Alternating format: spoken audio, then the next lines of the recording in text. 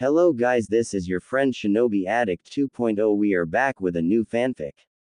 Which is, what if Naruto was bound to a secret clan ritual with Sakura, Ino, and Temari Part 1. If enjoy this fanfic, please like and share, and now let's start the fanfic. Naruto stared in disbelief at the man who stood before him. He was dead, he knew it. Sasuke had been dead to him for years, yet here he was, alive and breathing. Naruto's only thought was, how is Sakura going to take this? And that thought was wildly buzzing in his head, along with all of the other things that his mind was slowly trying to digest, like what Tsunade was saying. As well as being granted the title of Hokage when the Godime retires, he is also given full pardon and enlisted as a Jonin in Konoha until that time for the destruction of Orochimaru and the Sound Village.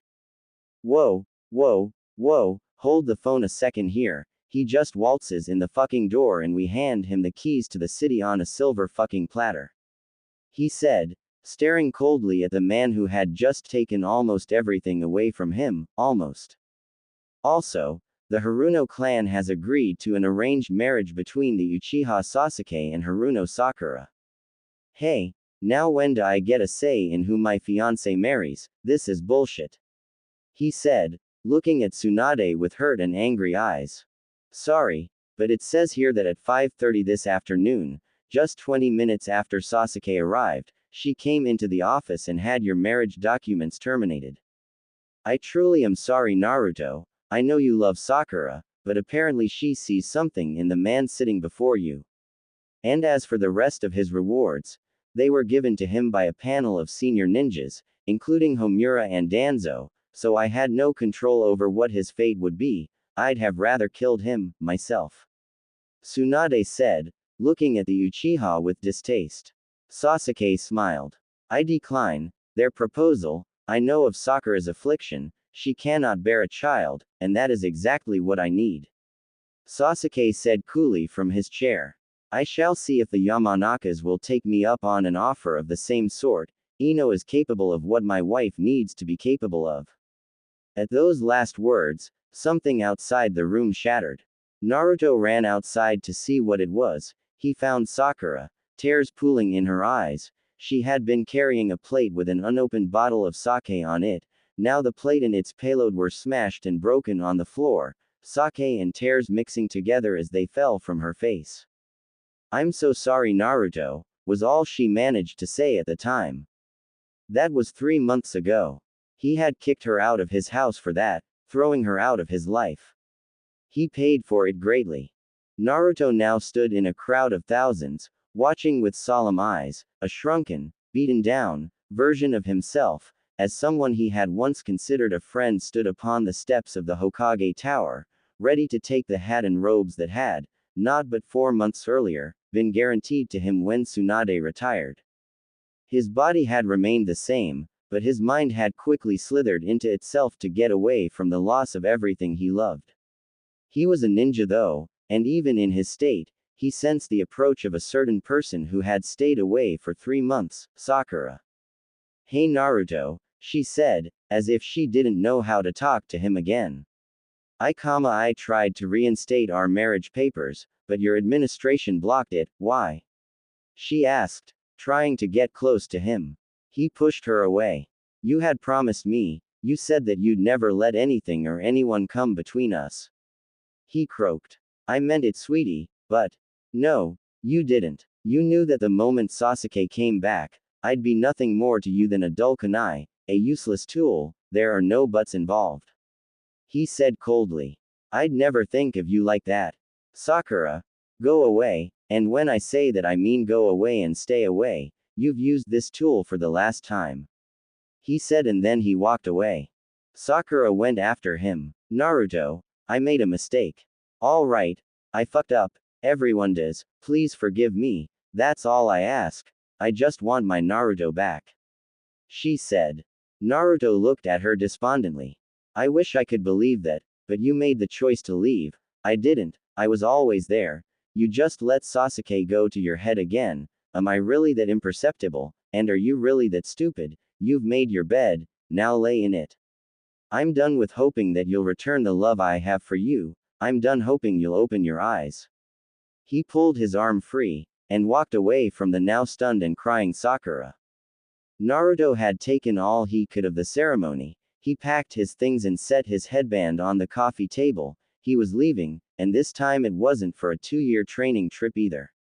He was gone for good. Jiraiya, Lee, Guy, and Shino, all of them had died protecting a city that held no love for ninja, or for him for that matter, and to him, he could take their sacrifices and create a perfect ninja village. He wanted, no, he needed to do this, as much for them as for himself. He finished packing and headed for the gate, hoping that there wouldn't be too many guards. Keiho and her partner Gotoman stood by the gate silently. Gotoman grumbled. He'd rather be sitting in the park playing shogi with the other ninja his age. He wasn't nearly as old as the third had been, but he was nearing the age. Keiho, on the other hand, was pissed. She had been a member of Sasuke's year in the academy, and aside from Ino and Sakura, she was the biggest Sasuke fan of that class. Yet here she was guarding the gate with an old geezer while the hunk got the Hokage robes right from under the dead last's nose. It was a sight she didn't want to miss, and here she was missing it. A man walked through the gates, heading south out of the village. Her attention snapped back to her duty. Name and reason for leaving? She asked in a professional manner. The man stopped and turned. In front of her stood the dead last, a frown marring his face. I am Naruto Uzumaki, and my reason is simple. I'm leaving because I am the only one who can cause Sasuke enough hell to atone for what he has taken from me. What? She asked, staring at the man with questioning eyes. He pulled out a kunai and flicked it to the side, impaling itself in Gotoman's neck. A second followed within seconds, and before Keiho could scream, she was dead, a kunai piercing her temple. Naruto slipped quietly out the gates. No one saw, no one heard, and it would be hours until the shift change, and an hour after that before the Anbu checked out the kunai as his, and several minutes to determine his direction. By that time he'd have gotten far enough away that he wouldn't have to worry about them for a while. He took a deep breath. He was a missing nin. He felt freer as a ninja than he had when he was a loyal dog of Konoha and its bullshit politics. He smiled as he took off into the trees. His only regret was the one of having to kill to escape the bonds of servitude that had once bound him. Temari was sitting by her little fire that night, enjoying the night and dreading returning home.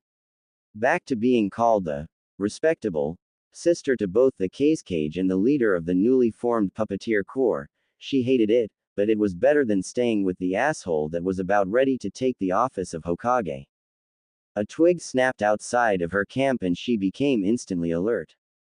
A man emerged from the bushes to her left and stood, as if drunk on something. He then sat down by the fire and began warming up. Temari was too shocked by his actions to react properly, so she sat there for almost a full minute, her mouth opening and closing repeatedly. Who are? She began. The man looked up and she gasped. Sitting by her fire was none other than the former Hokage-elect Naruto. Oh, Temari, he exclaimed. How good it is to see you. After traveling in the woods all day one gets lonely and cold, so when I saw your fire, I couldn't help myself. Warmth and company are the strongest drugs a person can fall prey to, he said as he stuck his hands close to the fire. She studied Naruto up and down, noting many things about him. He was quite handsome, but on closer inspection, he was thin and he had bags under his eyes from lack of sleep. His hair was messed up and he was missing something. She looked him over again before she came up with the answer. Naruto, where's your headband? She asked. I don't need it anymore. He replied. Why? Did you retire? Aren't you a little young to do that? Well, I kinda retired. It's more like he didn't finish as a kunai shot its way toward him. He caught it and flipped around behind Temari, pinning her and putting the kunai to her throat. She looked up to see 7 Anbu standing in front of Naruto. One took a step forward. Hey, Naruto shouted. You make one move on me, I'll kill her. This is the diplomat from Suna, so back off or you're likely to start a war between Konoha and Suna. We just have to explain that one of our missing nin killed her. The Anbu said. Yeah, well, you're forgetting who I am. I was in the Anbu for 2 years. I know how you act, how you are trained to kill, everything. I'll kill all of you and her. Then make it look like you tried to assassinate her and she fought back. Some of the jutsu I use have the same effects as her wind scythe jutsu. I can easily make it look like a failed assassination mission. The Anbu stepped back. He's right, let's retreat for now. The man didn't finish speaking as 7 shuriken embedded themselves deep into the Anbu standing in front of Naruto. They never wanted to take action. Naruto said to her. Besides, I wasn't going to harm you anyway, but now you know of what I am. I can't exactly expect you to keep it from your brother, so, now I'm going to take drastic measures.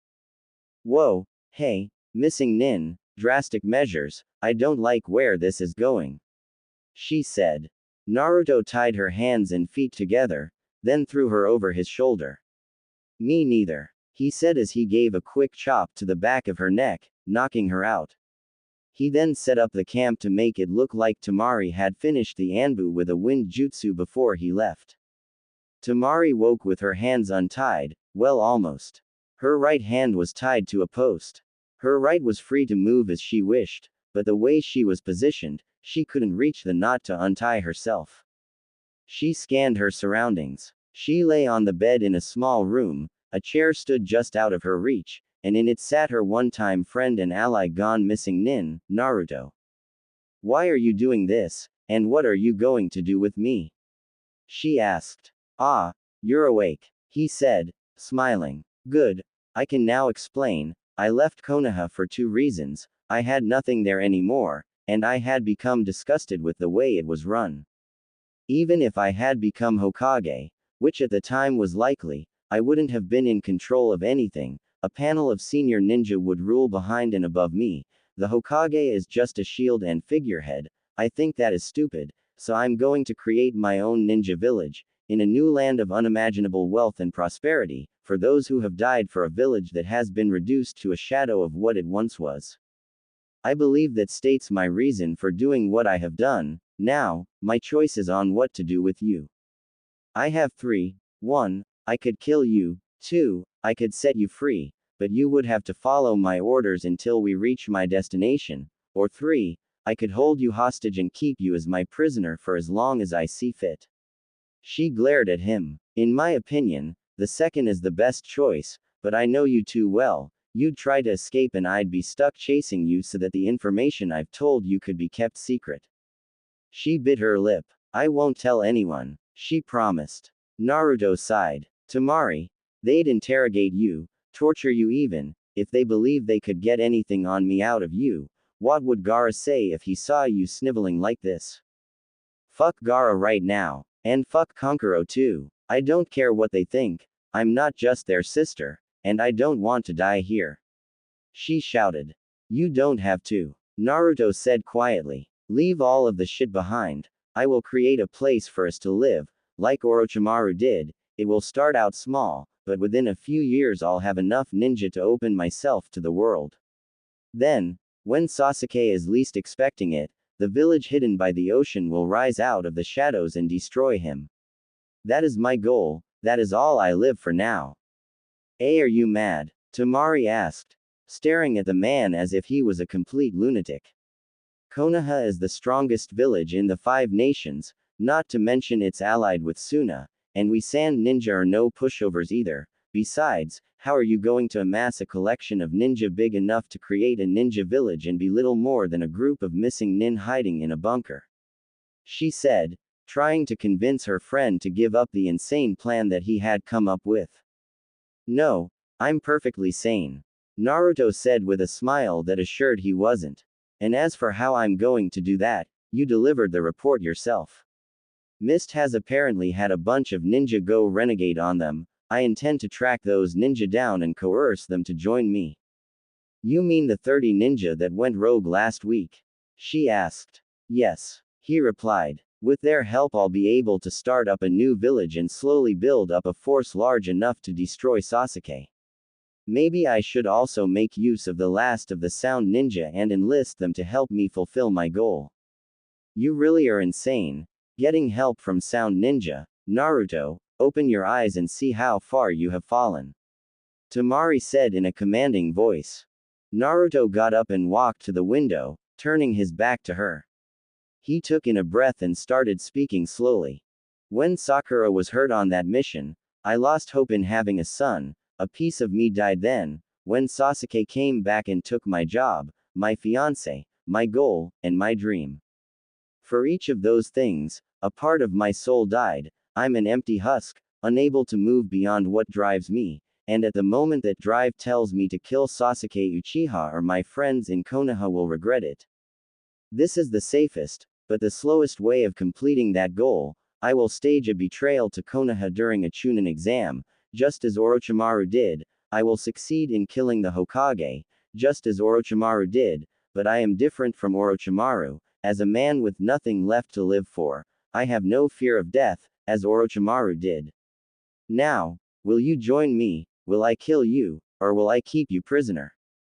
Temari was silent for a moment, staring at the hopelessly wrecked person standing in front of her. He turned, and she slumped in defeat. There was no getting around him. Fine, for the time being, I am yours to command. Naruto smiled. Good, he said as he looked out the window again.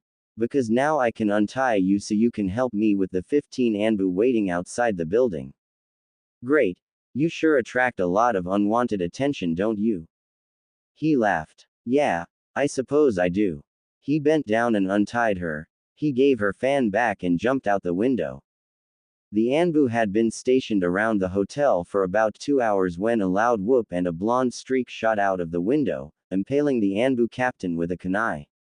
He turned and flung another at an Anbu posted in the same tree. The Anbu blocked it easily with his sword. Naruto, he said, taking off his mask. It was Shikamaru. I know what this has done to you.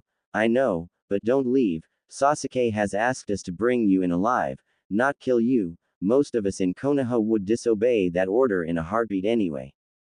The reason he doesn't want me to die out here is because in killing me, he can gain the Mangekyo Sharingan. Either way, fighting back or succumbing and going back to the village, I die, so I'll take my chances. I'll avoid killing you, but the other Anbu better know that the only reason they're surviving is because you are here.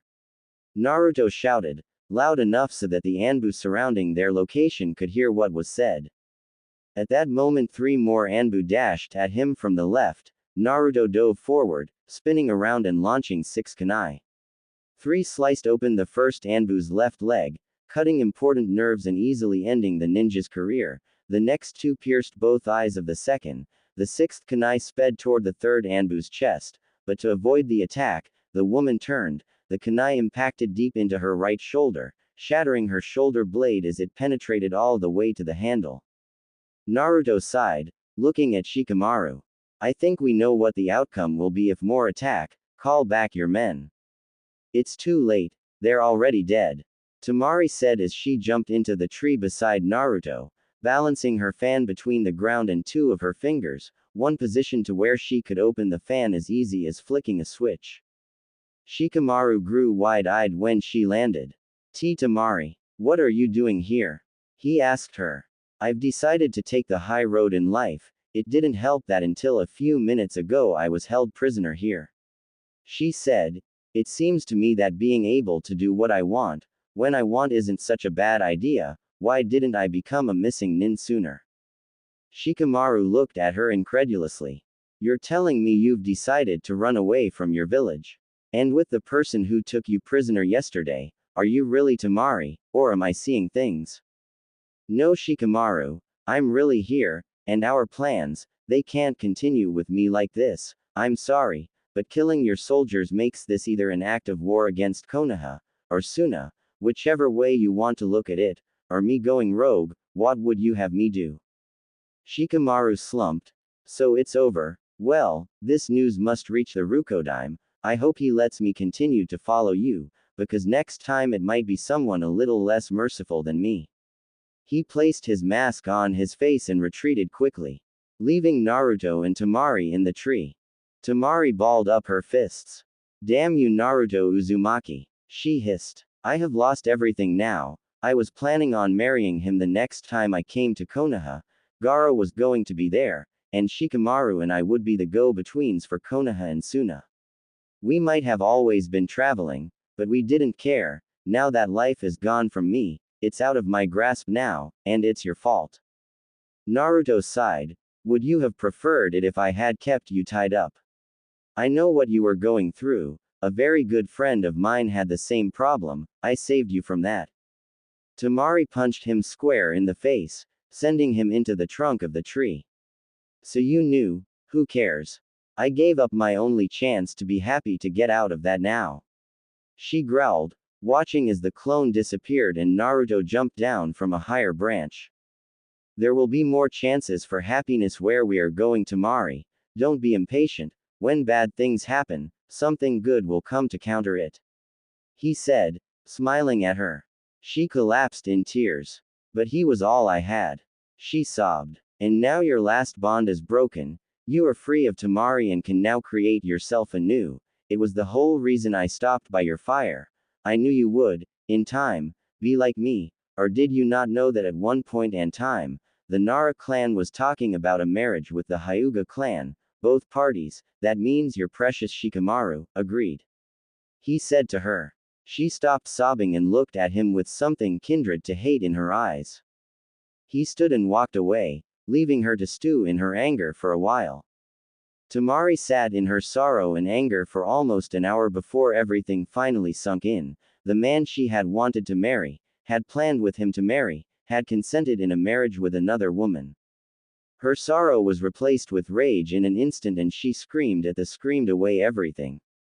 Her sorrow, her anger, her pain. She screamed until she became hoarse, but the emotions were still there, under the surface, ready to explode at any moment. Naruto had heard her scream and waited for her to return. He waited patiently for almost 30 minutes before she walked into the hotel room. I've made up my mind. She said, sitting on the bed. I will devote myself to destroying Sasuke. I'll help you, but on one condition, I get to kill Shikamaru Nara. She pulled out a kunai and cut her finger, dripping her blood onto the floor in front of Naruto. This blood is my sacrifice. I will be forever your servant, a slave to your will. Do you accept my offer? Naruto looked at her. Yes. We should leave. Prepare yourself for the next time you meet Shikamaru. His time of reckoning will be then. So you'll let me kill him? She asked enthusiastically. Naruto smiled. I'll let you. I wouldn't have stopped you from chasing after him, although I would have followed you to guarantee your return. Now, how do you feel about finding the sound ninja now? Temari smiled. It sounds like a fine idea. Why not get rock and mist as well? Now it was Naruto's turn to smile. That sounds like the best plan you've come up with in a while. Temari didn't show anything outwardly, but inside she flinched. I'd be careful. One more remark like that could get you killed, Naruto Uzumaki. She said to him coldly. His grin didn't falter. Don't worry, Temari. I know when to stop, unlike a certain Nara punk. She kept her rage in check. He was only joking around, trying to make her angry. Well, god damn it, it was working. A month later, a slightly wild-looking Naruto stood in front of a bunker. To his side was Temari, looking just as wild. Both had been running all over the 5 nations looking for this place. And they had finally arrived at the Sound Village's current base. Master, are you sure this is the place? Temari asked, staring into the depths. Naruto focused on a certain point, and watched the rhythmic breathing of the 2 ninja hiding in the wreckage of the entrance. Yes, Temari, we are here. Be prepared. I am here to make an alliance with them, but that doesn't mean they won't try and harm you. Don't be worried for me, Master. I'll be perfectly fine. I am just a tool now, after all. Temari, I have talked to you about this attitude for several weeks. You are not just a tool, you're good company as well, and I'll miss the fun little conversations we have during meals. You mean the ones where you bring up my past and I berate you for it for several hours, Master? Naruto chuckled, looking up into the sky, then down to the worn boots on his feet. Yes, you like those conversations too, don't you? They are always enlightening, Master. And why is that? Because, in this whole month, I have never used the same insult more than once, master. Yes, and the number of insults thrown at me has been exactly 1,772. I hope we can add more to that number tonight. I don't know, master. I'm running out of insults, most of these I got from my younger brothers. Naruto looked down at his boots again, holding his hand up, he signaled for permission to enter. The ninja in the bunker froze and Naruto realized he had signaled to them leaf style. He grumbled and pulled a white sheet from his pack, waving it like a flag. The ninja quickly made a hand signal for enter, and stepped aside. Naruto smiled. He could finally begin. With this small step, he would be setting of a chain of events that would lead to the destruction of Sasuke. Even if Konoha had to be destroyed in the process, it would be worth it. He took that step, and entered the base, holding his hands high for the sound ninja to see, as did Temari. The ninja allowed them entrance, but kept a wary eye on them, but that was okay. Naruto thought to himself, they don't have to trust me, they just have to work for me. With a smile, he took off the cloak he now wore, as did Temari, and stepped into the depths. A year and 8 months ago, an axe swooped downward. Sakura didn't feel anything other than a strange pulling sensation on her lower abdomen. She jumped back and upon landing, was met with a wave of pain so furious it threatened to render her unconscious. This mission had gone to hell in a handbasket. Sakura and Ino were the medics in this assault team, led by none other than Naruto. The team consisted of a tracker to find the enemy squads, 2 medics, and 4 heavy hitters for engagement. They had been retreating from a successful attack when another squad ambushed them from behind. Ino had taken off with Shino, their tracker, and Lee, one of the 4 heavy hitters in their group. Naruto, also a heavy hitter, had taken the other 2 under his command and blocked Sakura off from the enemy, as she had already used most of her chakra to heal the destructive warriors. One ninja, a burly giant with a deadly axe, had somehow gotten through, and had now managed to injure her. The sound ninja walked up to her slowly, as if savoring her pain before killing her. He smiled at the woman now on her knees, bleeding heavily and struggling to stay awake. Well now, did I hurt ya little missy? My apologies, I'm just trying to feed this glutton I have here. He said, patting the axe fondly, as if rewarding a child for doing a good deed. Well, I better finish you off before our friends get here to interrupt his dinner. The ninja lifted the axe, preparing to cleave Sakura in 2. He smiled, but as he prepared to swing, a muffled thump sounded behind him. His eyes widened, and he fell forward, a kunai lodged stoutly into the back of his head. She relaxed just a fraction, her vision swam and she fell backward, dizzy. Her eyes barely registered the mop of golden yellow hair, but her body could not help but feel the grip of her teammate and boyfriend. She smiled. She didn't even notice the other 2 ninja that stood beside him, one being their friend Sai and the other a new addition to the group. Naruto, you're here, she mumbled weakly, her vision steadying enough to see the tears running down his face, mixing with the rain that was gently falling around them. Yeah, I'm here, he choked out. And everything's gonna be alright, sweetie. Ino will be here in a minute, and she'll fix you up right as the rain that's falling around us now, that she will. He said, speaking the last bit in an imitation of her father. She laughed a little bit, then looked up at him. It's too late, Naruto, she said, staring into his glacier blue eyes solemnly.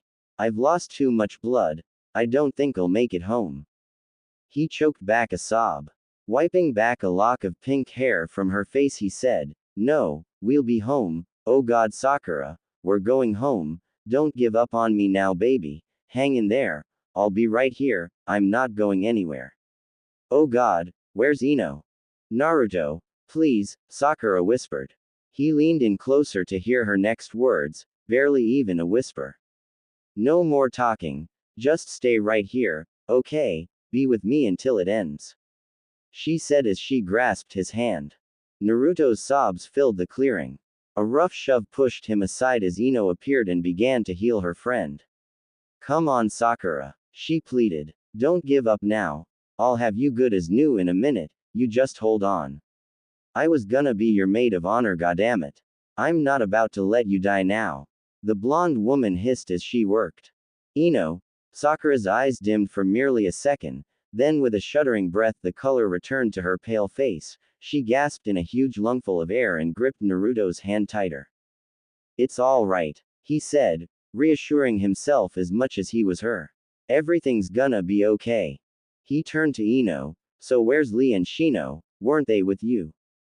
Ino's body went rigid. Shino and Lee were separated from me in the ambush. They were surrounded. By the time I was able to render assistance, it was already too late, they're gone. Sakura's brain barely registered this information. Instead, she felt an immense wave of exhaustion envelop her. Tired. She mumbled. I'm just gonna get a couple winks, K. And with that she drifted to sleep, hearing Naruto call her name. Sakura. Sakura, wake up, Sakura. Sakura. Sakura, wake up, Sakura. A new voice registered in her brain. It was a cold and demanding voice that sent a chill down her spine. She opened her eyes to see her ex-teammate sitting at the Hokage's desk, glaring at her angrily. She had been asleep in the lounge chair in the Hokage's office. This is not the time to be daydreaming. He snapped. We have important matters to deal with and here you are taking a nap in my office. If you do that again I'll have you flogged and demoted. He snarled. My apologies, Hokage, she said, standing to make sure she did not fall asleep in the chair again. Kakashi looked at her with a knowing glance. He hated politics almost as much as she did. She and her old mentor stood at attention waiting for his orders. Sasuke growled angrily, then stood and walked to the window, displaying a calm that both knew was just a thin cover for the rage boiling under his skin. I want you to find him. I want you to bring him back here, and I don't care what his condition is as long as he is brought through the gates alive. Am I clear? Yes, sir, the two ninjas said in unison. Sasuke turned, his eyes now the red of the Sharingan. I want you to take 2 full squads of Anbu, that's 14 more to your number, that should be sufficient. Failure is not an option. If you return through those gates without him, you're as good as dead to me, now go. The two ninja vanished through an open window almost instantly, barely stirring a breeze in his office. The dark Uchiha sat back down and placed his elbows on the table and interlocked his fingers, settling into his favorite brooding pose. He waited for the Anbu captain he had sent with 2 full squads to retrieve the blonde menace. The office was quiet as he waited. After an hour he slammed his fists against the table. Where the fuck is that lazy bastard? He shouted. Shikamaru returned to the town where he had fought the 2 blondes earlier. He looked at the destruction wreaked by Temari's fan. Lying before him were 11 dead Anbu, all butchered, by the looks of it, with a large scythe. He sighed and headed to the tree where he and 3 others had engaged against Naruto. 2 were moaning. The one woman had staggered over to the man who was now blinded, and was trying to pull out the kunai embedded into his eyes. She looked up when she heard him approach. Oh, sir, she said quietly. We didn't expect him to react as quickly as he did, and the power, he went through Higeki's mask, look. And poor Shiroto probably won't walk again, she said, and then slumped to the ground, finally giving in to the effects of blood loss. Shikamaru sighed as he hefted all 3 of his injured soldiers on his back. He took off into the forest without another word. Sakura bounded through the forest with her group in tow, Kakashi beside her. She slipped into the rhythm of jumping from branch to branch and let her mind wander. After that mission she had Tsunade check her ovaries. Ino had done everything she could, but the axe had done enough damage. Sakura could never conceive a child. She and Naruto had nearly split apart after that, until Naruto proposed, then things had been just fine until Sasuke had returned. She had seen him, and felt her old infatuation return, and now look at the mess that had unfolded from her mistake. All right, this is as far as the rest of you go, said a certain silver-haired shinobi beside her. Shikamaru grunted under the heavy weight of the survivors of his squad. He needed to get to the Hokage fast, and he was losing precious seconds hauling the 3 Anbu on his shoulders. An idea suddenly hit him. They were of no use to the Hokage anymore. Surely the torture they would face for all 3 losing to one man with 6 projectiles. They would be humiliated, and probably would either fall into depression followed by suicide, or they would leave. Death out in the field would be a better deal for them, wouldn't it? The 3 Anbu stirred, and Shikamaru sped up, a small smile lighting his face. The forest was suddenly filled with the noise of 3 people screaming as they fell to the forest floor. Shikamaru picked up the pace, with considerably less weight on his shoulders. She turned. Kakashi had stopped on the branch beside her and had turned to face the 14 Anbu following them. The Anbu stopped, staring at their 2 commanding officers warily. One stepped forward and addressed the silver-haired shinobi. "What do you mean, sir?" he said warily, his hand drifting toward the kunai holster on his leg. "We're supposed to follow you and render assistance in bringing Naruto back." Kakashi looked down. "I know, but I have made my decision. I will not follow Sasuke's orders anymore." Sakura gasped. Kakashi, what are you saying?" "Sakura, you may have missed it, but the look in Sasuke's eyes when he told us to bring him back told me one thing. The only reason he wants Naruto back in the village is so he can kill him himself." Kakashi said lazily. "Now that I've said that little bit, I'll give the rest of you a choice. Join me or die." 6 of the Anbu nodded, including the one who asked the question. He pulled off his mask, revealing a familiar face. "Sigh," Sakura said enthusiastically. "Ugly," he replied with a nod, smiling at the look of outrage on her face. The other 8 pulled out weapons. Kakashi pulled up his headband, revealing the Sharingan. The 8 attacked and only Kakashi went forward, showing his superior skill as he cut down every single one of them in less than 3 minutes. He signaled to the group and they left, Sakura still astounded at the silver-haired ninja who led their group. Shikamaru stood agape at the sight unfolding in front of him.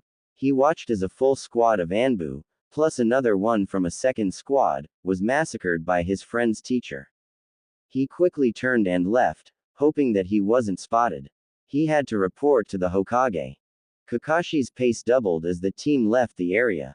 It wasn't a big deal, but one of the Anbu with them, a new recruit by the looks of her, spoke. "Sir, why are we going so fast? We have no one pursuing us and I doubt we will for a long time." "We were being watched by an Anbu soldier," Sai answered from in front of her. "He walked onto the scene just before I removed my mask. Within 2 hours this whole area will be covered in Anbu, all traveling at high speed in this direction. Therefore, we have to get to the border of fire and into rice before we are overcome by our enemies." "Oh, well, sorry my asking," she said, feeling a little stupid. "It's not a problem, dimwit," he said. Sakura fell back to the girl who was clearly in a state of shock. "It's all right, he just has problems with communicating with people. Hey, he calls me ugly, you've got it mild compared to me." The girl turned to her. Well, what?" Sakura asked. "I think he has a point." The Anbu said. "Listen, you're not dumb. No, but you really are ugly," the girl said as she shot off, leaving Sakura staring at her back in both shock and rage. "Why you?" Sakura hissed at her as she reached for a kunai. Kakashi's hand stopped her halfway. "Remember to breathe slowly, calmly, and then you'll be at your most limber state of body." Then a whole range of paws, he was cut off as Sakura shoved her fist into his face. "I don't need your perversion right now, Kakashi." "I see, so now Kakashi and Sakura leave my ranks, along with the bastard that replaced me and 5 Anbu." Sasuke drawled as he glared at the ninja bowing before him. "Shikamaru, you failed, and failure is met with death at my hands." Shikamaru flinched, but did not move. "But you have proved loyal in returning and giving me this news, so your life will be spared." Sasuke continued. "I want you to go after them, kill all but Kakashi, Sakura, and Sai. I'll deal with them myself." "Yes, sir. But if I may ask, sir, how many men should I take with me?" Shikamaru said, standing slowly. Take 3 full squads, and don't come back unless you're carrying at least one of them with you. As you wish, sir. And with that, Shikamaru was gone. 2 weeks later, Sakura sat, sipping her tea quietly as Kakashi and Sai poked and prodded the villagers for information.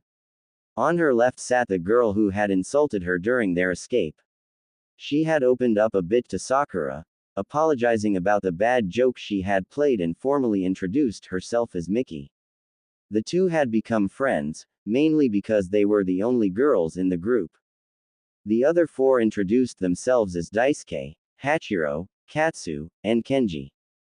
The 4 men had been very polite, but they went to the extremes that freaked the 2 girls out, and so at the moment, the 2 girls were sipping tea and trying to ignore the glances the men shot at them. Sai and Kakashi walked up the road to the small inn where they were staying. Sai looked pretty, well, normal for him, so depressive and boring, but Kakashi had a slight bounce in his step and gave all of them a smile, or at least what appeared to be a smile. Good news, he said, we're on his trail, he passed by here a week ago. One of the men whistled, it was Kenji. Well, we got our work cut out for us, huh? A whole week's worth, he's got to be miles from here, and we're miles from the border of fire, heading in the direction of water. How do you think the Mist Ninja will take it when we show up? A group of Konoha Anbu in full garb marching through on a wild goose chase after one ninja. I think it's idiotic continuing. It's been 2 weeks and I thought it was going to be simple. We go a ways, find him, and make a plan from there, but look at us now. We're ragged and wild, we look more like a ragtag group of rogue ninja rather than highly trained covert operatives. At that moment all hell broke loose. Shikamaru had stalked high prey silently, leading his group of 21 Anbu ruthlessly through the pursuit of these runaways, and now here he sat, waiting to give the order to attack and capture Sakura while she was alone with the 5 Anbu that had followed Kakashi along with her and Sai. And then as an added bonus, those 2 show up as well. Shikamaru waited patiently, his eyes scanning for the moment Kakashi dropped his guard, and there it was. He let his hand fall forward and felt 21 bodies rush past him before he himself jumped forward, and the attack begun. Kenji was impaled upon a sword a moment before Katsu met his end by a vicious slash to his throat. By that time the others had time to react and fight back. Daisuke took out 4 before his leg was lopped off, his head following a minute later. Hachiro fought a group of 7 of them. His water jutsu against their combined fire jutsu made him cook in the steam created from the blast, leaving the charred corpses of himself and 3 of his attackers, who were too slow to get out of the way of the incoming wave of steam. Miki and Sakura fought back to back, until a powerful blow to the ground by Sakura knocked her off her feet, saving her from death as a kunai flew past her head, the kunai's rounded end slamming against her temple and rendering her unconscious. Sai reacted badly, he didn't have time to pull out his paper and ink before he was subdued and bound. Kakashi, it appeared, had been a clone the entire time, and stood there calmly as he was dispelled. The real Kakashi arrived and picked up the body of Miki, signaling to Sakura that they needed to retreat, killing 2 enemy Anbu in the process. Sakura nodded to indicate that she understood when Shikamaru entered the group, yelling at his men. Retreat! Retreat! We've got what we came for. Now let's get out of here before we suffer any more losses. Go! He shouted, jumping back into the trees. His men followed without a word. Within 3 minutes, they had attacked and disappeared, leaving the 3 alone. Is she? Sakura started as she looked down at her new friend. No, she's only knocked out, came Kakashi's reply. But she was lucky. We've lost everyone else, and they took Sai before I could get here. He must have been following us. Sakura stood. We've got to go and get him back. Kakashi stood up and placed a hand on her shoulder. Sakura, Sai would have wanted us to continue. Sakura shook her head, shouting. You talk like he's already dead. He's our friend and you're trying to abandon him.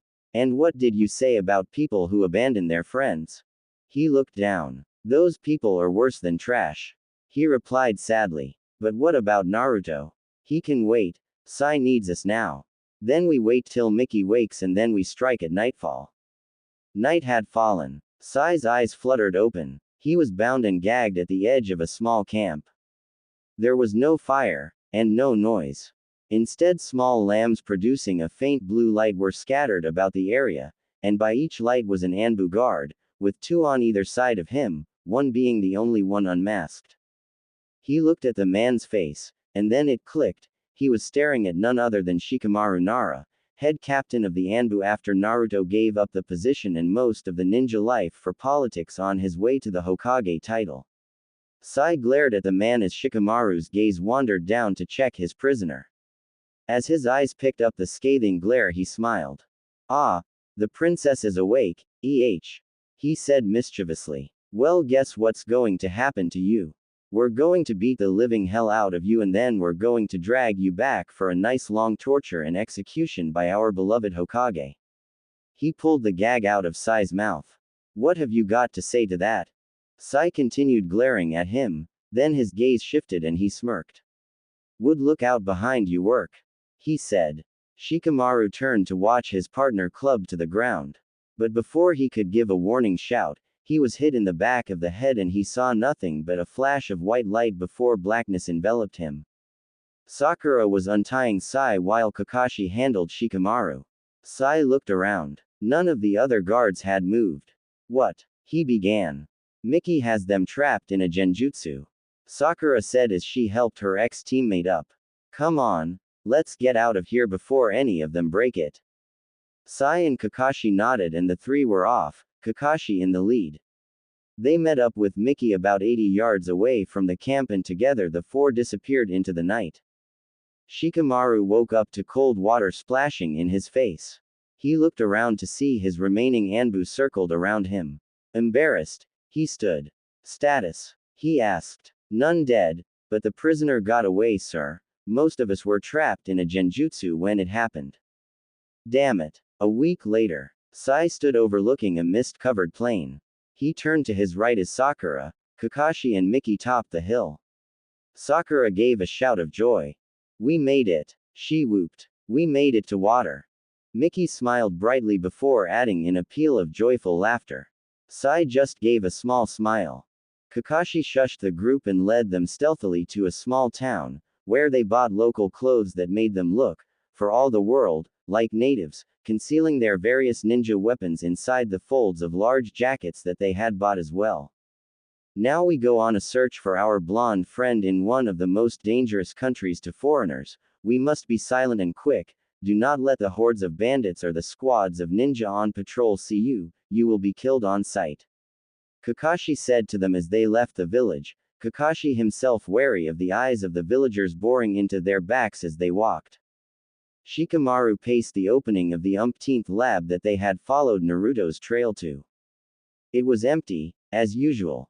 They had not caught up to the blonde after forsaking the search for Kakashi and his followers. He had sent a bird in one of the border towns, requesting to go after Naruto instead. Sasuke had sent back a very angry yes, but it had been a yes. It was an easy, but unfruitful job, tailing Naruto in hopes to catch him. Sasuke had also sent reinforcements. At the moment, he had a full 7 squads under his command, all doing a different job. The main purpose for the reinforcements was to allow some of them to tail the group Sasuke was hell-bent on retrieving and punishing. He had 3 full squads following them up until they had crossed the border into water less than a day ago, and those troops would soon be returning. He looked up as his earphone squawked to life. An Anbu was reporting from inside the base. "No one's been here for almost 2 weeks, sir, and it looks like only 2 people were here." "Is that all the information you have gathered?" Shikamaru radioed back. "No, sir. I followed their trail to a back entrance. They're heading southeast by the look of it, sir," the Anbu said over the radio. "Good job, soldier. Radio your squad and meet me at the front entrance in 15 minutes. I want a full report of the building before we go off searching for those 2 blondes." "Yes, sir. Thank you, sir," the Anbu said before the line went silent. Shikamaru signaled his troops to head to the entrance and wait. They waited patiently and in 15 minutes, At the scheduled time, out walked the 7 Anbu. One stepped forward. Report. Shikamaru said stolidly. The base is empty, sir. No one's been there for weeks. The Anbu said in a professional manner. Very well. Let's follow that trail you found. Shikamaru said, leading his men southeast at high speed, right over the top of the base and past the secret entrance found by the Anbu scout. Shikamaru had a smile on his face. He was off hunting. 2 weeks ago, Naruto sat by the fire. Temari was across from him, going into one of her now frequent rages. Goddammit. This was the 7th fucking base we've been to. Fuck. If I'd have known these bastards were going to be this hard to find, I wouldn't have advised going after the rabble of fucking dimwits we're tracking. She threw a log into the fire, sending sparks and burning debris into the air. She turned to Naruto, who was sitting peacefully, chewing on a chunk of rabbit that had been their dinner. Temari, I believe it would be best if you calmed down. He said smoothly. She spat. It's your goddamn fault that I'm here in the first fucking place.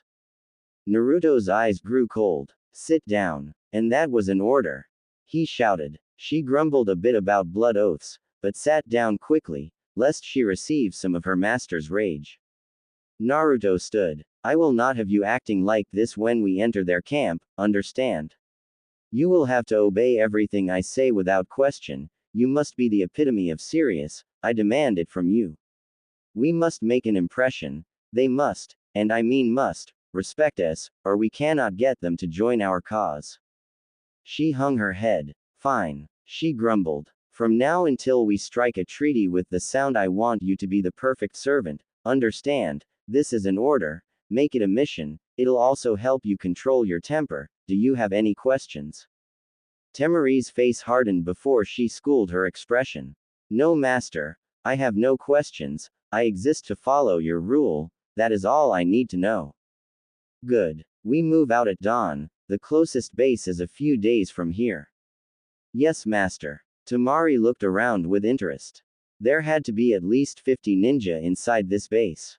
She didn't want to think of the odds of surviving against that many at once.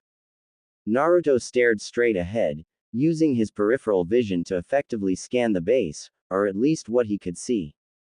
They had bunked down quite nicely, but all were fearful. He even saw a woman jump when a drop of water fell from the ceiling and splashed into a puddle in front of her. They're all jumpy, Naruto thought with a smile. They're on a hair trigger, they stand upon the edge of a knife. All Sasuke has to do is point out the location of this base and the wrath of Konoha would fall on them. This will be too easy. They were escorted to the center of the base, where a man sat at a table, the remains of a small lunch being cleaned off.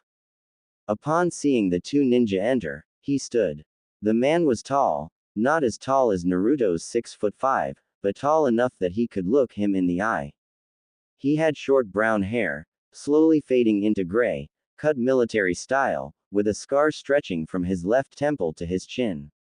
He stood like a man bred for the military, and his size made him intimidating, a perfect leader for the remains of Oto. On his belt was a decorated katana, but unlike other swords, the tip of the blade not only extended forward, but also had a protrusion shooting out the back, making a deadly hook. Hello, he said warily. He eyed Naruto. I had heard that 2 ninja had come to us in peace, but I did not expect the Toad Sage to be one of them. My name is Jitsuzai, and I welcome you to what is left of Oto. Naruto smiled. You do not fear my presence, then you must have heard that I am no longer a ninja of Konoha. Jitsuzai smiled back. Of course, we have placed nearly double the spies in Konoha than we had when Orochimaru commanded here. We knew the moment you left the city, but since your departure, we've pulled almost half of them back to bolster our forces here. Naruto grew serious. You're expecting Sasuke to attack. Does he know where you are located? Jitsuzai laughed. If he knew where we were, we'd already be destroyed. I'm surprised he's put as much focus as he has on you, considering I gave him a blow to his pride when he left. Naruto looked at the man questioningly. What did you do? Jitsuzai smiled and pulled a bundle off of his back. He unwrapped it, revealing Sasuke's sword, broken in 3 places, just above the hilt, and a few inches below the tip. Jitsuzai handled it fondly. Yep, it's the best sword I ever made, but the little wretch never gave it the proper respect, and when he turned it against me, well, I couldn't have that, so I broke it. I bet the blighter's stinging without it, he said, then laughed heartily. Naruto laughed as well, and then his face grew serious. Listen, Jitsuzai, I didn't come here to trade small talk, I'm here on business. Jitsuzai's smile also faded, but the twinkle in his eye had not. So, here for business well, what do you want? We'll start there at least. Join me, Naruto said simply. Jitsuzai's face hardened. What harebrained scheme is in head, Uzumaki? Naruto smiled. I'm all about killing one person. I'm out to kill the Hokage, Sasuke Uchiha. But I need men under my command to do it, and who better than you, the ninja of Odo, to help me? No. Naruto looked at him in surprise. Why? Do you not want to get revenge on him for the wrongs he has committed? He has harmed us greatly, but I cannot risk more loss to my men, and we of Odo cannot combat all of Konoha alone. Jitsuzai said sternly. Temari stepped forward, her demeanor of a servant vanishing instantly. She stood by Naruto, looking straight at Jitsuzai as if he was no more than an Anbu captain. You will not be alone, she said just as stern as he. He turned to her. And just who will help us, woman? He said. She glared at the man. I am more than just a servant, Jitsuzai. I am Lord Naruto's counsel and his second in command, Temari of the Sand, formerly head of Suna's tracker nin squad. He looked at her with a little more respect. I see, he said. Then ma'am, who do you suggest we ally ourselves with? It is not my suggestion. Lord Naruto instructed that, after we have tried to convince Odo to follow us, he has instructed me to lead him to the location of 30x Mist Ninja, and then from there he will take us to the location of a new ninja village, the village hidden by the ocean, or Taiyogakure, if you will. Jitsuzai looked at Naruto incredulously. Is what she says true? He asked disbelievingly. Naruto smiled. Yes, it is the truth. With the 300 ninja you have here, and those 30, I will have enough ninja to start my own village, and from there we accept students, teach them our ways, and within 7 to 10 years we'll have a force big enough to destroy Sasuke and any resistance he manages to put up. We won't have to worry about the ninja of Konoha. Most of them favored me taking the Hokage's hat, but that was not to be. They will most likely let us follow out our mission, but on the off chance that they are turned against me I will not allow their deaths. You may subdue them if needed, but I don't want any more casualties than needed. It is the Anbu we'll have to worry about. Shikamaru is the head of the tracker nin squad in Konoha, and he hasn't been right since his father died fighting against your ninja 2 years ago. The man lusts for more power, and by allying himself with Sasuke he can get it. The Anbu squad right now numbers more than 300, so as you said, we do not have enough men to fight them off, but we will if you aid us. Jitsuzai looked at him thoughtfully. He ran a finger over his scar and stood silently for a few moments. You wish to kill the Hokage, but refuse to let the ninja of Konoha, other than the Anbu, be killed. You're playing a very dangerous game. I'm in. I love a good challenge, and maybe under a different title the ninja of Odo will gain some respect and admiration from the people in the 5 nations. Maybe as Taiyo ninja we'll be safer. Everyone should be entitled to peace, that includes us. But as you said, it will take 7 to 10 years to accomplish the feat of creating enough ninja with superior fighting skills to the Konoha Anbu to achieve our goal. When do we begin? Naruto smiled, then turned and walked out of the room, saying, have your men ready to move tomorrow. We have a long way to travel before we get to water, and I'm sure we'll run into plenty of Anbu patrols. They've been following us since I left Konoha. Then we will march at dawn. I'll have one of my soldiers lead you to a room. You can stay inside the base tonight and we'll vacate the premises before the sun completely rises. Jitsuzai said warmly. They were led out the door behind Jitsuzai by a fierce yet calm-looking gray-clad woman. She led them towards the back of the base to a sector that was nothing but living quarters. They were led to a room. The woman opened the door and ushered them inside silently. It was a small, but cozy room with two beds beside each other and a fire crackling in the grate. The woman let the pair observe the room, then bowed and took her leave. The two shrugged off their overcoats and went to sit next to the fire. Well, Naruto began, I didn't expect that to go as easily as it did. I mean, I liked the outcome, but I was expecting more of an argument from him. Temari flopped down on one of the beds. She looked up at Naruto. Well, he is just a military man.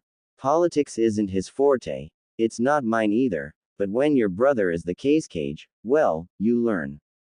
She said, snuggling under the covers. Now if you don't mind, I'm going to sleep. It's been a long time since I slept in a bed and I'm going to sleep as long as I can in it, good night. And with that, she clicked the light off and was asleep before her head hit the pillow. The room was filled with a graying darkness, as the bathroom light was on.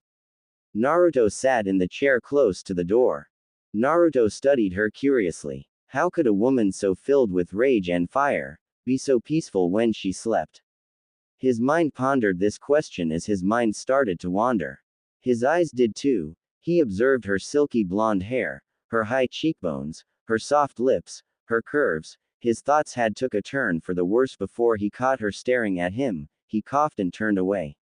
She turned over, giving him a view of her toned backside, saying, "If you're going to stare, please do it once I'm actually asleep, and no beating off, it creeps me out." Naruto turned to his own bed, trying to shake off the thoughts that had been floating around his mind. Sleep sounds good, he muttered as he removed his shirt and climbed into his own bed. It took him a while, but a deep sleep overtook him, all the while he was conscious of the studying eyes of the woman who pretended to sleep less than 3 feet away. She grunted and rolled over, hoping for the morning to come soon.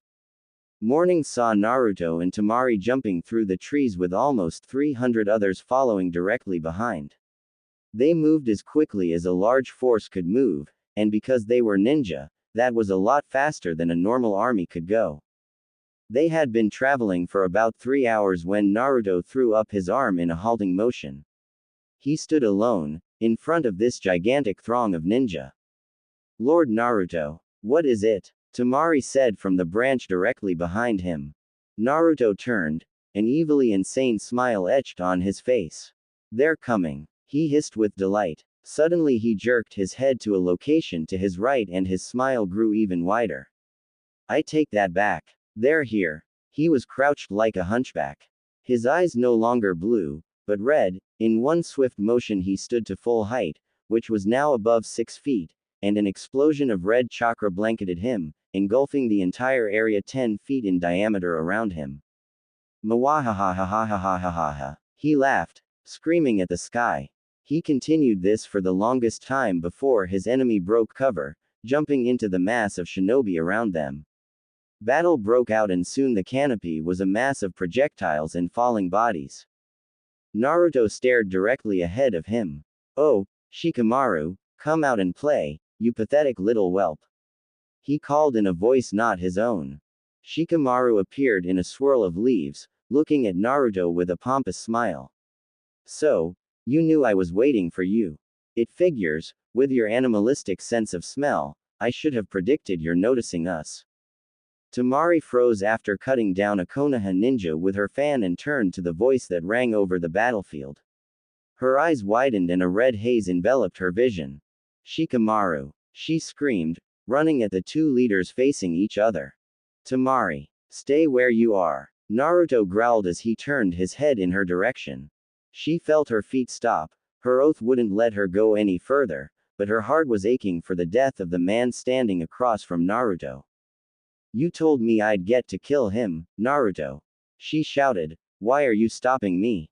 Naruto's red eyes lingered on her for a moment, then he turned them back on his opponent, who sat watching the interaction with an amused expression on his face. "You'll get your chance Temari, but now is not the right time. I want you and Jitsuzai to get the sound ninja out of here. I think you can handle 30 or so Anbu. We're 300 plus strong. Go, I'll keep Shikamaru busy." Anbu are only as good as their captain. He said as he prepared himself for battle. So you plan to keep me here while your army heads to water for a little bit of reinforcements? Shikamaru said unfazed, the cocky smile never leaving his features. You know as well as I do that I can outsmart you at every turn. Naruto vanished, appearing right beside the Anbu captain. In one swift motion he backhanded the man, knocking him off the tree limb they were perched on. Shikamaru fell rapidly through the foliage, trying desperately to grab at a branch. He had succeeded several times, only for Naruto to appear and lash out, knocking him off again. I'll see you down at the forest floor, Shikamaru. Ha ha ha ha ha ha ha.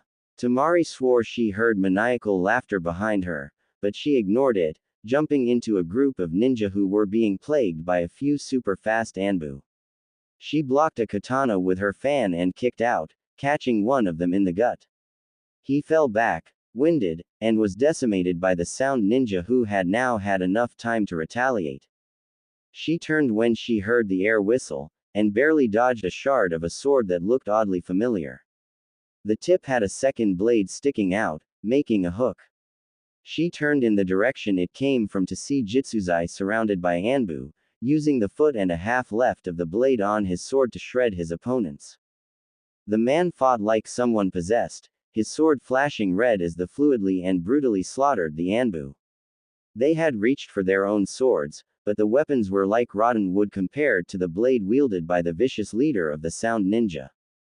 She smiled. He was a good fighter, and would make a powerful ally in the future. If they ever got to it. Shikamaru screamed as another series of lightning-fast attacks hit him in the abdomen. This was the third strike, and Shikamaru had coughed up a lot of blood the other 2 times, so he expected the same from this barrage as well. His prediction proved true as he turned and not only spat out a glob of blood, but retched and found the contents of his stomach to consist of the same substance. Nyahahaha, laughed the monster standing over him. I'll leave you like this for now, Temari still has dibs on killing you. With that, Naruto vanished. Temari slit the throat of another Anbu with a kunai she had snatched out of the air and looked around. Jitsuzai was standing beside her, and all was quiet, no sounds of battle remained to account for the destruction of lives that had just taken place. It's disheartening, isn't it? The aftermath of battle isn't a glorious celebration, it's a grisly scar on our race. Jitsuzai said as he looked around. No, there will never be glory in battle, unless you give your life for a cause that becomes fulfilled and is never forgotten.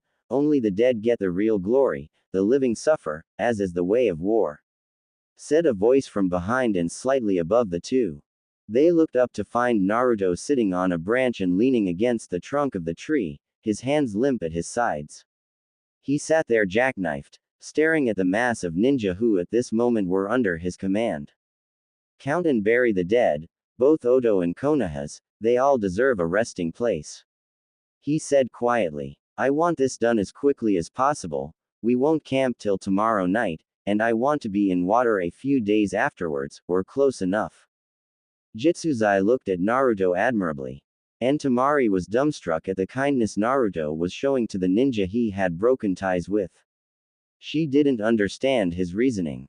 The Konoha Anbu squad was the main enemy to their cause. She kept that in her head as the army worked to bury the dead. It was in late afternoon before they were finished. Temari. She snapped out of her daze. Naruto still sat in the crook, he was staring at her intensely. What is it, my lord? She asked. To answer the question I am sure is in your mind, I need to ask you a question. What is it? In Suna, do you recruit Anbu every 5 years, and does the training process take another 3 years after that? He asked. Yes, why? Because that is the way Konoha set our own Anbu up. I handpicked and trained most of the Anbu we killed today. He said quietly. Oh, Temari started to apologize, but held her tongue.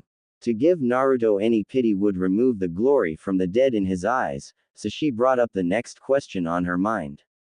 And Shikamaru? Naruto smiled. I let him live, but just barely. He'll crawl his way back to the closest village, radio in a medic and reinforcements and be on our tail in no time. You still hold the right to take his life, as was our pact. Thank you, Lord Naruto. Are the bodies all taken care of? Yes, sir. 53 graves, sir. We lost 23 of our own. Naruto frowned. That number is a little too high. We must get those mist ninja now, if we're to start our own village. Have the men ready to move in an hour, but for now, let them rest and eat. We won't do so again till we make camp tomorrow night. Yes, sir, she said, and then went about the task of alerting the Oto ninja. Shikamaru lay in a red haze. Was this the end? Was this how he was going to die? No, he wasn't going to let it end like this. He rolled over and started crawling in a southern direction. He wasn't going to die. Hell no, he wasn't going to give Naruto the satisfaction. He crawled on the forest floor, oblivious to the people working on burying his dead comrades, along with their own. He was hidden in the undergrowth, and they didn't see him. He crawled, intent on living, and intent on killing the person that had done this to him. He grinned maniacally. Naruto was going to pay for this. He was going to die. An hour passed and the large group took off into the forest once more. They moved at full speed, as if they had demons nipping at their heels. They moved silently, and they were camouflaged. But one thing was very clear. The sound ninja were on the move. A little radio crackled to life on Sasuke's desk. Lord Hokage, come in. Sasuke rushed to the radio, picking up the headpiece. Shikamaru, status report. How is the search going? I have just finished engaging the enemy. Our losses, 30 out of 30. Theirs, 25 out of 312. I confronted Naruto myself, but the bastard used Kyuubi's chakra. I was no match for his speed. Where are they now? They are currently en route to water. Sir, I am badly injured, and I'm hiding in a small village on the south border of Rice. Yes, I know the village. I'm sending reinforcements, along with a medic. Who are you sending? Don't worry, the remainder of the Rookie 9 will be there shortly. And with that, Sasuke shut off the radio, a smile on his face. He didn't have long to wait before the Mangekyo would be his. Naruto would die at his hands. The camp was made quickly and efficiently. They hadn't got as far as Naruto wanted due to having to cut around a small village to keep on his southerly bearing without alerting people to their presence. It put him in somewhat of a foul mood. We lost about 70 kilometers of ground today. I expect us to make it up tomorrow. He said to Jitsuzai and Temari in the command tent that evening. I wanted to be roughly 200 miles from the border to water when we camped, now we're closer to 300. That adds another day of running to get to the border. The more time we spend in these small nations, the more time the Konoha ninja will have to catch up to us, and I have no idea who they'll send after us next. They have found that Anbu have no chance unless it's a one-on-one fight. I have a guess. Jitsuzai said quietly. Naruto turned to face him with wide eyes. You still have spies in Konoha. Who is Sasuke sending? Jitsuzai frowned. As far as I know, a team of Ino Yamanaka, Kiba Inuzuka, Choji Akamichi, and Hinata Hyuga left this evening bound for the village north of us. From there, we are their target. They are to be led by Shikamaru Nara, with additional members, a Neji Hyuga, a woman who goes by Tenten, and the remainder of the original Ino, Shika, Cho team. Naruto glanced over at Temari, who was pale. Quote exclamation mark quote. He shouted. He turned and stared at the map on the table that had been behind him. He had been perusing it before Temari and Jitsuzai had entered. He was silent for a while. Then he quietly spoke. We head for water. The men get 3 hours in the sack. Then I want them up and running at double speed, no stops for 2 days. I want as much distance between us and them as possible. Both of his advisors snapped at attention. Yes, sir. They said in unison, and then they were gone. Naruto turned back to his map. Soon a race would begin. He had to get to water, before the team chasing him got to them. This was one race he hoped to win. Sakura ducked into the alleyway to her left, looking behind her to check the position of the ninja following her. Damn, they were still hot on her heels. She ran down the alley, praying to whatever deities that watched over her that she would find a way out of this mess. She turned a corner and cursed. She had run into a dead end. She turned as she heard the noise of several people running down the alley. How did she get stuck in this mess? She was in the largest city in water. It was about 4 times bigger than the Mist Village. Its immense size was due to the fact that it sat directly over every single trade route in water. They had been here for a few days, following a lead on Naruto. According to a man in a village near the border in Fire Country, Naruto was looking for 2 groups of people, the Sound Ninja and a small band of ex-Mist Ninja. Kakashi reasoned that if they joined either group, they were bound to see Naruto at some point or another. And since they were despised by the Sound Village, the Rogue Ninja were their best bet. The Rogue Ninja were sneaky though, they had to be. The Mizukage had every available Mist Ninja looking for them. They hadn't been seen in several weeks, which was a major setback. But according to information Temari had given Tsunade, which Sakura had learned as the perks of being her assistant, the ninja had been spotted near this very city. So here they were, poking around for information. It had been a simple mistake. She had been in the market buying food for the group when a man rushed by and took her pack. Angered, she took off after the man, who led her deep into the city. She followed him all the way to a pawn shop, where he was planning on selling her stuff. She beat the man to a pulp, only to have several Mist Ninja nearby recognize her and her fighting style. The chase started at least 5 hours ago. She cursed and spun around wildly, looking for an exit. There, a door stood on the left corner of the building that surrounded it. The sound of music slipped past the door. She uttered a small prayer and bolted at the door, splintering it with one of her massively destructive punches. She felt a kunai as it slipped by her neck, cutting off a small lock of hair as it flew by and embedded itself into the remainder of the wooden door. She gasped and threw herself down a flight of stairs, where a wonderful sight met her eyes. People. There were almost 300 people crammed into a room in front of her. On the other end of the room was a stage, where a band had just finished a song. The lead singer smiled at the crowd. Well, he said, panting to regain his breath. Are you guys ready for another? The crowd cheered. All right. This one is from our first album. I hope you enjoy it. I dedicate it to this city we live in. Maybe it'll make you open your eyes. He said, readying his guitar. The guitarist strummed out a couple tones and the crowd went into an uproar. The lead singer joined in with his guitar and started singing. As I walk along these streets, I see a man that walks alone. Distant echo of people's feet. He has no place to call his own. Sakura took a look at the door to see shadows rushing their way down the stairs. She jumped up and threw herself into the crowd, trying and succeeding to merge herself into the crowds, putting on her hood to cover her bright pink hair. She slowly started to make her way for the exit on her right, near the stage. A shot rings out from the roof overhead. A crackhead asks for change nearby. An old man lies in an alleyway dead. A little girl lost just stands there and cries. What would you do, if it was you? Would you take everything for granted like you do? She turned to look and flinched when one of the men pointed at her and began to make his way through the crowd. She had precious little time before the group would be on top of her.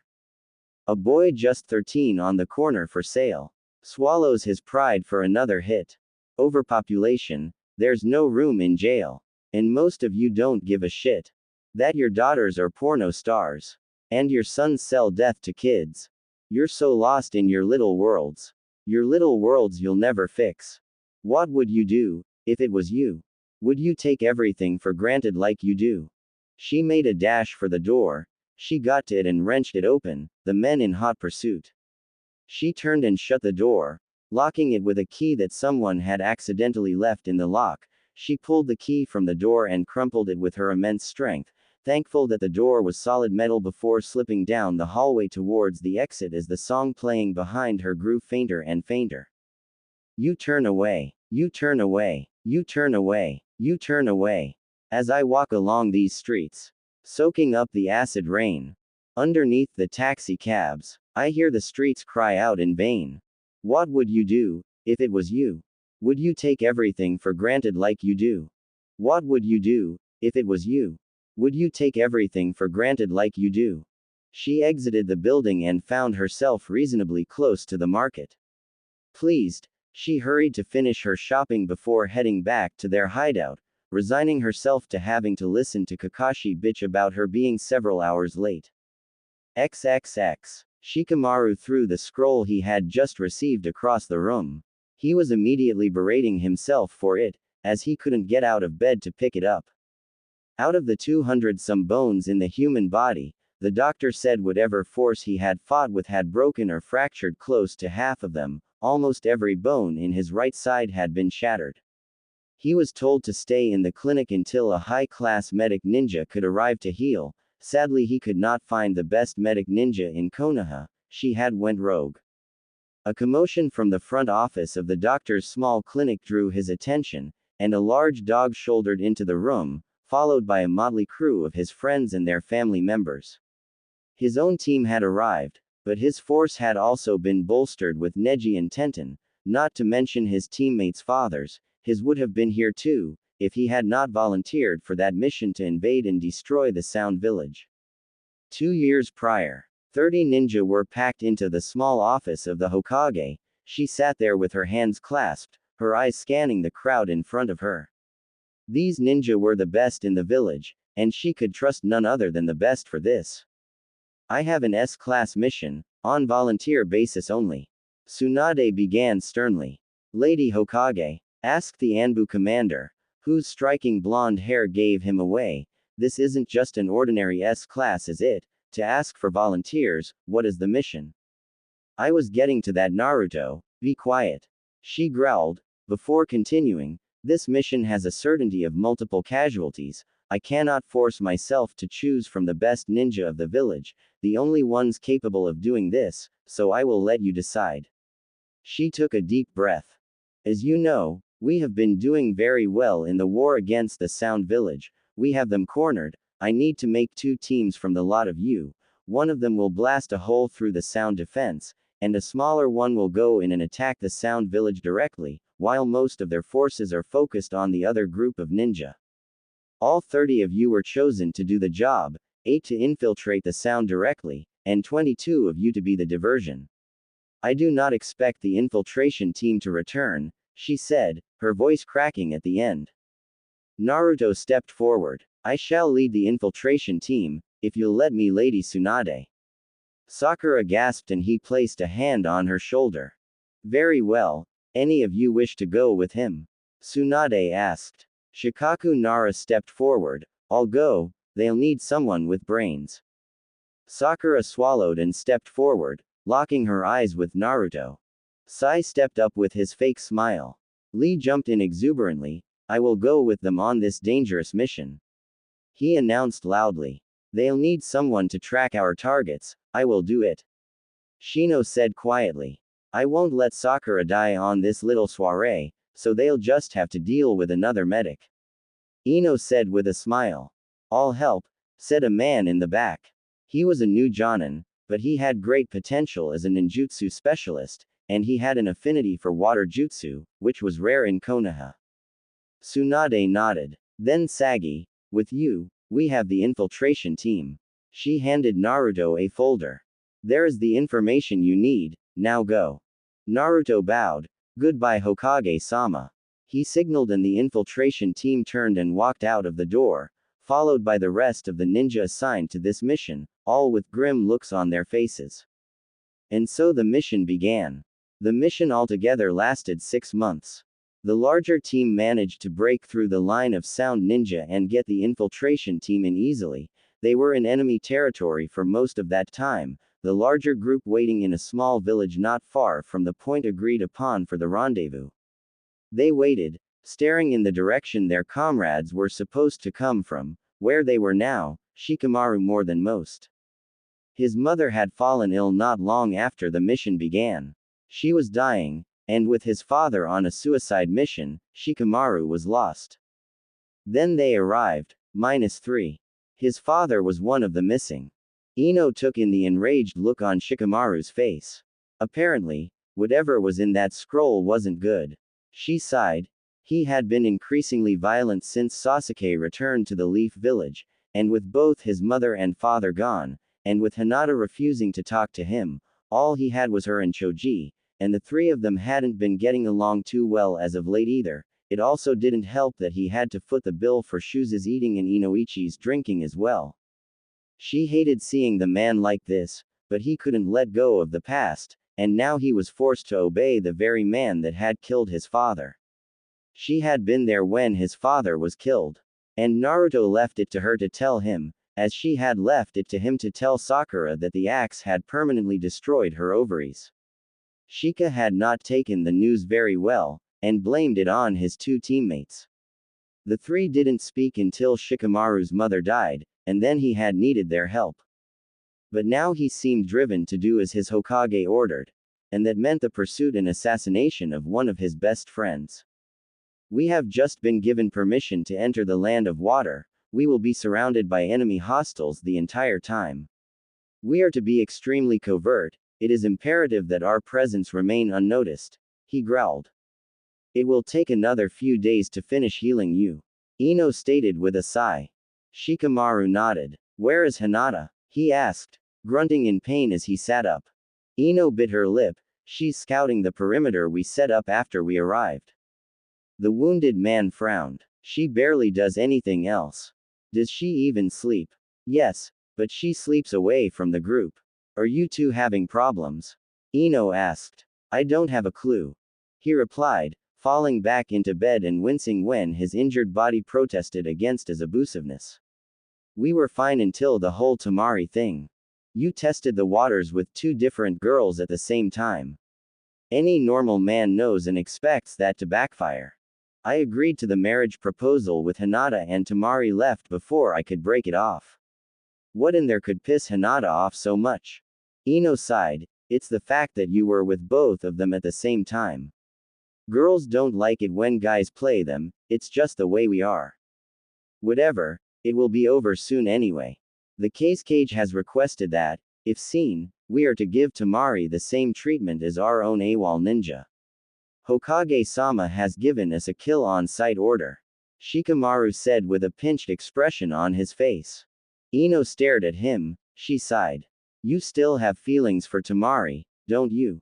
I think that's why Hinata can't talk to you. Shikamaru's eyes shot up. He stared directly into Ino's eyes, and for the first time in 2 years, Ino felt afraid. It was like looking into the eyes of a dead spirit whose anger had kept it rooted to the world. All that was in them was pain and rage, all-consuming. The stare of a madman. It doesn't matter. Temari was not the woman I chose to spend my life with. She has undoubtedly moved on, as have I. If it comes to it, I will carry out Gaara's request and kill her on sight. Now, you are a medic, what can you do to get me out of this goddamn bed? Ino swallowed a lump building in her throat and began channeling healing chakra into her hands. You were what? Kakashi roared at his pink-haired comrade. Sakura sighed and rolled her eyes. I was spotted. Some mist ninja recognized my fighting style. They know that there are leaf ninja here now, unless the ninja that chased me halfway across the city decided it would be much more demeaning to have lost one kunoichi on their own turf, than to be punished for stopping at a local bar during their shift. Kakashi sighed. We can only hope. What else did you pick up on the streets besides our food for the next couple days? Sakura sat down in a chair in their little apartment. Miki was sleeping on the bed, she had the night watch. Kakashi crossed his arms and stared at the pink-haired woman intently. 3 hours west of the city, at civilian speed. That's the last town these rogue ninja have raided. Rumor has it that they have a stronghold up in the mountains just north of there. Kakashi nodded. I know those mountains, there is an old iron mine up there. That's where we should start looking. He turned toward the door. No, not yet, Sakura said before he reached it. We can't get out of the city that easy. All the ninjas stationed here are on guard because of the attack. They'll be even more so now that they have suspicion of Leaf Ninja in the area. We cannot risk it. There was a slight tap at the door, one light knock, followed by two more. Kakashi quickly unlocked the door and opened it. A man slipping in quietly. Less than a second later the door was closed and locked once more, and Sai was sitting on the floor. I have been scouting the 4 exits all day. He reported. We would have to fight several ninja any way we tried to leave. The west exit more than the others. We're stuck here, at least for the time being. Kakashi sighed. Not necessarily. You can learn a lot about a city by the crime that occurs during unwanted situations. There are 30 secret exits used by smugglers to get goods and people in and out of the city, during productive, peaceful times. Sakura shifted her gaze to the window. These are not exactly peaceful times, Sai. The man smiled. Exactly, due to the issue of the rogue ninja, most of them have been shut down. But luckily for me, there are route contacts here. Kakashi shifted. Do you mean that you have found a way to get us out of the city? Sai sighed and shook his head with a somber expression. Not all of us. This contact isn't very trusting, but he agreed to get one person out 3 days from now. Another thing, it's a one-way trip. He'll get them out, but there's no way he'll help them get back in. So the 4 of us have to decide on who goes and who stays. Sakura said with a frown. I'll go. Kakashi put in. No. Sakura jumped in. You are way too familiar, and you have a high spot in the bingo books here. Then who? Sai asked quietly. It can't really be me. My skills wouldn't be able to stand against the rogue mist ninja if things went sour. Miki is a first-year Anbu. While she's quite battle-hardened, these are 30 mist Jonin we're talking about. I'll do it, Sakura said with a determined stare. I'm strong enough to escape with my life, but as the Hokage's assistant, I never really left the Leaf Village often enough to be recorded highly in the bingo books. Sai began to argue, but Kakashi sighed and said, we might as well agree, Sai, when she gets that look in her eyes, there isn't much use trying to sway her. Fine. Sakura will go. The clinic was dark. Not a sound could be heard from it or the village, nor from the surrounding forest. All was quiet, but that did not stop the ninja camped a few hundred yards out from being wary. Ino was cold. She had been for the last couple of weeks, when her father had told her that she was betrothed to Sasuke. Since then, the spot at her side had been empty and looming. And it hurt worse than any physical pain she had ever endured. She turned over and stared across a small fire to the other side of their encampment. He was still up, and by the look on his face, he was staring at her too. The feeling of hopelessness gripped her heart, threatening to crush it. Only one thought coursed through her mind. Damn you to hell, Sasuke Uchiha. She stifled a sob. She had had everything she wanted, and then Sasuke came back and took everything from her. Across the fire, a man was thinking the same thing, staring at the form of the woman he loved as she tossed and turned in her sleep. His heart broke as he heard a small cry escape from her. He stood and walked out of the encampment, unable to bear the pain of seeing her but unable to hold her. Ino felt rather than seen him leave. To her it felt like all the warmth in the world was being stolen away. Her tears ran freely, and she couldn't stop them even if she wanted to. An urge to go out and see him overwhelmed her. Even though she was engaged, she loved him, not Sasuke.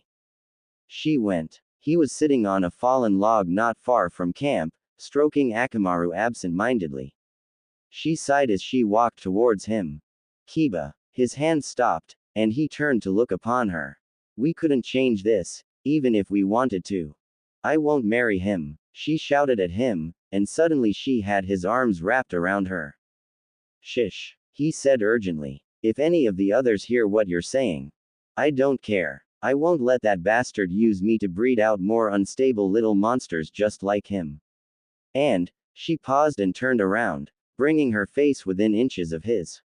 I love you too much to be with anyone else. He smiled, his eyes shining as he stared into the blue orbs that spoke of nothing but love. He leaned in, spanning the distance between them, his lips taking hers. They didn't move for what seemed a blissful eternity.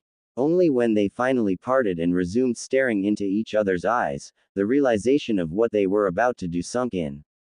What now? Kiba asked, Akamaru patting over to his side and rubbing his head in the ninja's hand. We wait, Ino started, her words laced with a determination she had never known. When we catch up to Naruto, we join him, he has to have a plan, and I'm sure he would welcome our help. Kiba's eyes widened. The consequences if they failed were catastrophic, a death sentence at minimum. Are you willing to give up everything you have in Konoha? Your family, and all of our friends?